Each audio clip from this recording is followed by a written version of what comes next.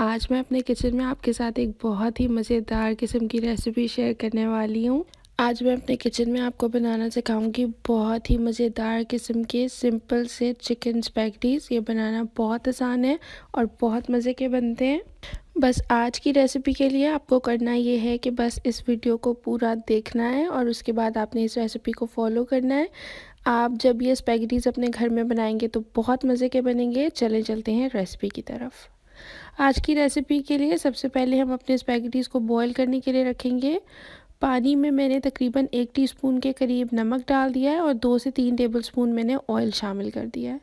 अब यहाँ पे मैंने पानी बॉईल हो चुका था कुछ हद तक। एक स्पैगेटी का पैकेट उसको हाफ़ करके मैंने नूडल्स को थोड़ा सा तोड़ लिया था और उसके बाद मैंने पानी के अंदर डाल दिया है। तकरीबन 7 to 8 मिनट्स के अंदर ये बॉयल हो जाएंगे।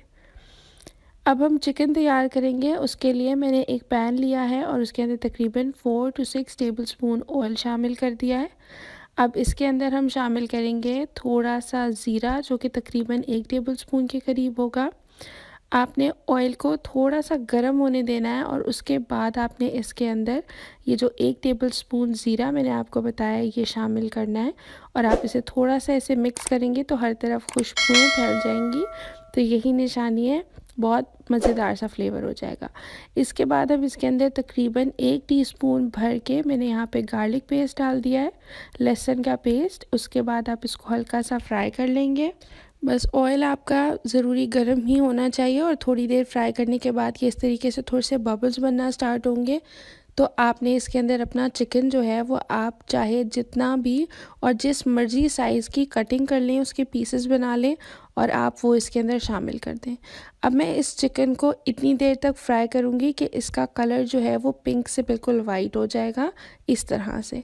इसको मैंने फ्राई किया है तकरीबन 3 से 4 मिनट में, ये इस तरह से हो गया है।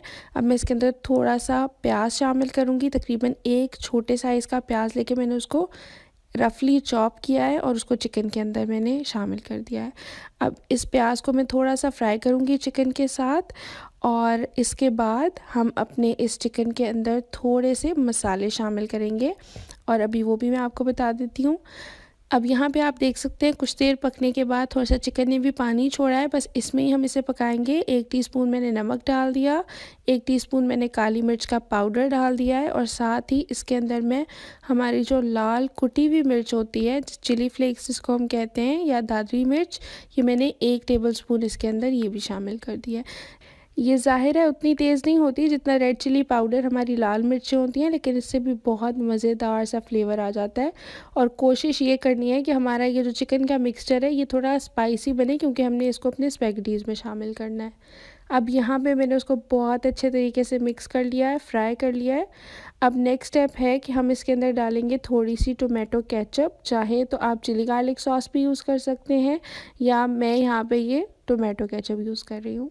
अब यहाँ पे मैंने तकरीबन 6 से 8 टेबलस्पून इसके अंदर डाल दिया है। आप इसको ज़्यादा भी डाल सकते हैं, कम भी डाल सकते हैं।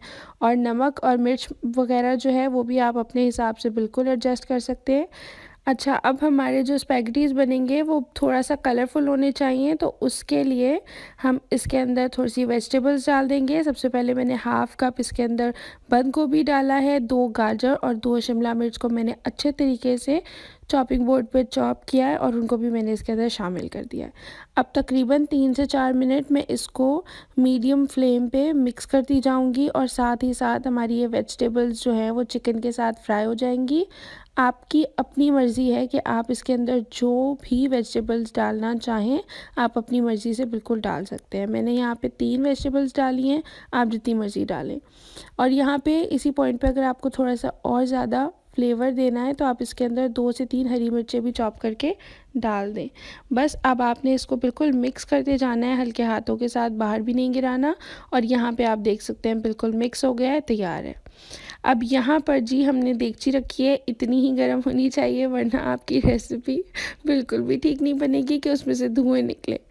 अच्छा, इसके बाद हमने जो चिकन अपना तैयार किया था वो एक बड़े पतीले के अंदर डाला है और साथ ही अब इसके अंदर जो मैंने नूडल्स बॉईल करके रखी थी, जिनको मैंने स्ट्रेन कर लिया था, तकरीबन 7 to 8 मिनट्स के लिए बॉईल किया था और उसके बाद ये मैंने इसके अंदर शामिल कर दिए हैं। अब यहाँ पे तकरीबन 1.5 टीस्पून मैं नमक डालूँगी फ्लेवर को बैलेंस करने के लिए। और साथ ही मैं काली मिर्च डाल रही हूँ इसके अंदर 1 टीस्पून, क्योंकि जब हम नूडल्स डाल देते हैं तो उससे जो है हमारा नमक मिर्च बिल्कुल ठीक होना चाहिए।